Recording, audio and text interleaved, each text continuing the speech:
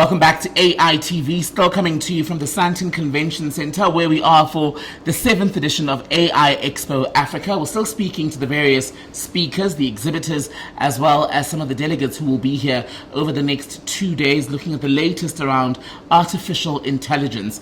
And we're lucky enough, in fact, to speak to one of the people who are attending this year's Expo. We're joined by Khumo Moerane from ITTHYNK Gaming. Khumo, good to see you. Talk to us about what you do. Thank you for having me. I'm the studio head of ITTHYNK Gaming. We are a Joburg-based video game company that makes African-inspired video games for the global and local markets. So, yeah. What do you mean by African-inspired video games? So we want to make games about, African heroes, African stories, things that relate to us. Because in the world of gaming, it's a lot of European, Asian, American stories. So. So we now want to turn the tide and tell our stories and share them with the world.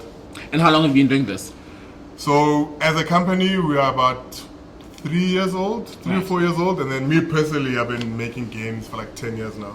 Right, and why this route? Why gaming? I mean, when a lot of people think AI, they're thinking social media networks. Yeah. How do we come up with the next chat bot or improve what's already out there, etc.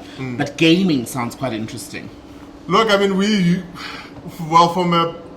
from the gaming perspective, globally, it's a big market. It's a big industry. It's the biggest industry in the world, right? Every teenage mother knows. Yeah, right. It's bigger than music, film combined, and also it's a really big industry. And Africa's sort of 0.001% of what in the space. So we're gonna improve that. How we use AI ourselves is that our developers use it to help them when they're coding.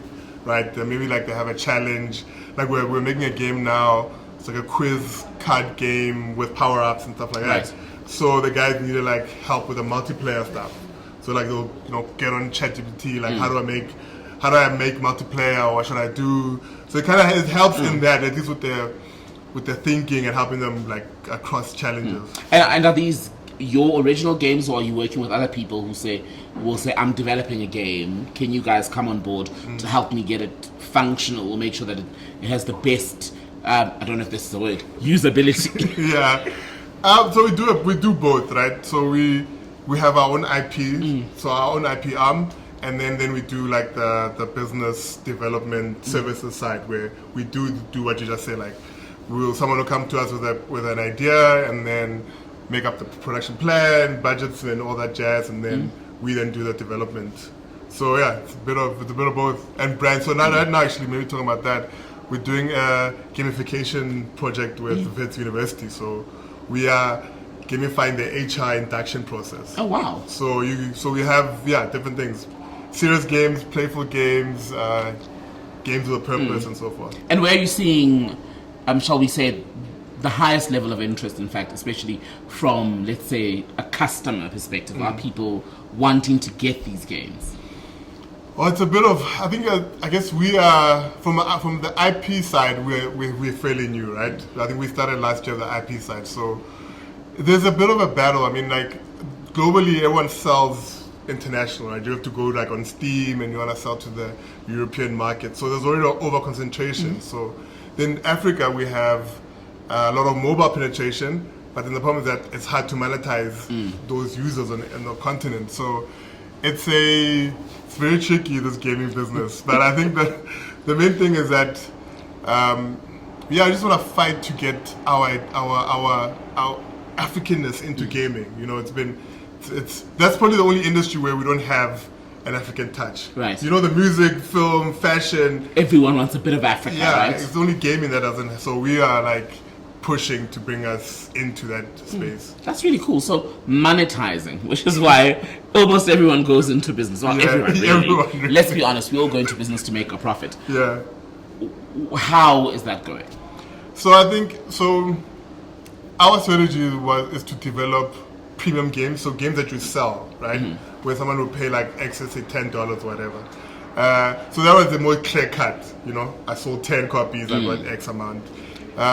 Then you have the mobile options where people try and get with ads, but then you need hundreds and millions of people to play your game for X amount of time. So we're still balancing it up, but our strategy is to go for the premium game. You pay you get the game, we get the revenue, and then you keep And moving. are you having fun? Hey man, this is something I've loved my whole life, you know. It's a dream come true. Like I remember, like a small young kid playing games with my dad, you know, and he's helping us beat the boss. And then when I was coming up, I mean, we didn't have gaming courses and stuff, so I went different routes. I mean, I was a graphics designer, worked for Parliament at one point doing graphics for them, worked at ENCA doing graphics for them. So then to come into gaming now is like something that I've loved for like, 30 something years. So are you a parent or an uncle? No, not yet. So are you the cool uncle? I mean, how many kids can say, my uncle creates games? You know, I get information. I get it from my cousin a lot. She like, she'll call me like, I'm showing your game to my friends. Do you charge her? Because we're trying to monetize. You know, man, we're trying to build a community. Actually, to that point, I mean, we have a YouTube channel, a podcast that we film every week. Tell me, where do we find you? So our IP company is called Disputed People. So if you search Disputed People Games on YouTube, will pop up. Our podcast called Disputed Pods. Our Instagram is Disputed People Games. We have an itch page. Itch is where you can play our games. So it's itch.io. Then you search for Disputed People. Then all our games will pop up, and then you can try them out there. And then our parent company, ITTHYNK Gaming, has a website, ITTHYNKgaming.co.za. Let's talk then about AI Expo Africa. You're here. It's day one. What are you looking forward to? Look, we're looking forward to learning about what's happening, right? I think I think in the gaming space, it's been a bit tricky with the art part.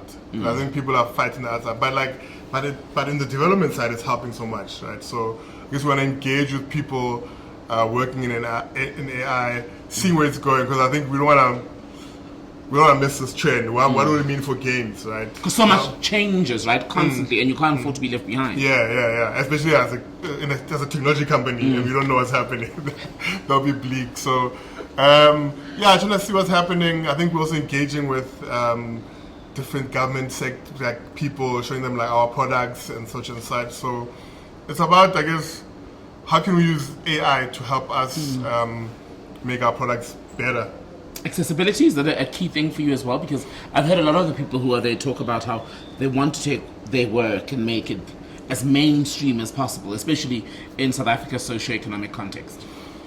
If AI could help there, because I mean, our issue is obviously downloads, right?